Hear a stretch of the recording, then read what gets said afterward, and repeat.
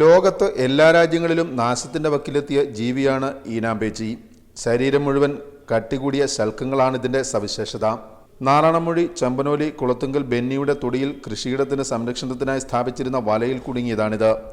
ആർദ്ര ഇലപൊഴിയും കാടുകളിലും പാറക്കൂട്ടങ്ങളിലും കാണപ്പെടുന്ന ഇവയുടെ പ്രധാന ആഹാരം ഉറുമ്പും ചിതലുമാണ്. നീളമേറിയ നാവ് ഉറുമ്പിൻകൂട്ടിലേക്ക് നീട്ടിയിട്ട് നാക്കിൽ കയറുന്ന ഉറുമ്പുകളെ അകത്താക്കുകയാണ് ഇവ ചെയ്യുന്നത്. മുൻകാലുകളിലെ നീണ്ട ശക്തിയേറിയ നഖങ്ങൾ മണ്ണ് തുരന്ന് ഉറുമ്പുകളെയും ചിതലിനെയും പിടിക്കാൻ ഇവയെ സഹായിക്കുന്നു. ഇരുണ്ട മഞ്ഞ നിറത്തിലുള്ള ശൽക്കങ്ങൾ രാത്രിയിൽ തിളക്കമുള്ളവയാണ്.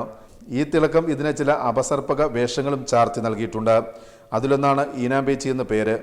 കട്ടികൂടിയ നീളമുള്ള വാൽ ഇതിനെ മരം കയറ്റത്തിനും സഹായിക്കുന്നുണ്ട്.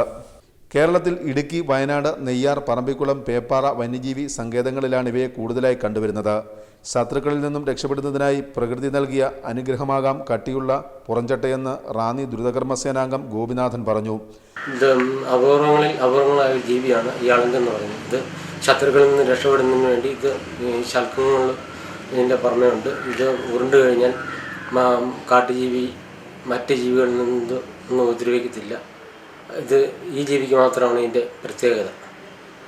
ഇത് ഞങ്ങൾ രാവിലെ ചെമ്പനോലി ഭാഗത്ത് കൃഷി ചെയ്യുന്ന ബെന്നി എന്ന ആളുടെ കപ്പവേലിക്ക് ചുറ്റും ഇട്ടിരിക്കുന്ന വലയിൽ കുരുങ്ങി അദ്ദേഹം പിടിച്ച് സൂക്ഷിച്ച് വെച്ച് ഞങ്ങളെ അറിയിച്ചതിന് പ്രകാരം ഞങ്ങൾ സ്ഥലത്തെത്തി ഇതിനെ കസ്റ്റഡിയെടുത്ത് കൊണ്ടുവന്നു. ഉറുമ്പ് ചെതൽ ഇതിൻ്റെ ആഹാരമായിട്ട് ഇത് ഉപയോഗിക്കുന്നു. ഇത് പ്രത്യേക ഒരു ജീവിയാണ്. ഇത് ആർക്കും പെട്ടെന്ന് ഇങ്ങനെ കാണാൻ പറ്റുന്നൊരു ജീവിയല്ല. ദ്രുതകർമ്മസേനാംഗങ്ങളായ ഉണ്ണികൃഷ്ണൻ, സനിൽകുമാർ, അശോകൻ, മനോജ്, ബാബി മാത്യു എന്നിവർ ചേർന്നാണ് നാറാണമൊഴിയിൽ നിന്നും ഇതിനെ റാന്നിയിലെത്തിച്ചത്. അടുത്ത ദിവസം ചിതലും ഉറുമ്പും കൂടുതലുള്ള വനഭാഗം കണ്ടെത്തി അവിടെ എത്തിച്ചു വിടാനാണ് തീരുമാനം.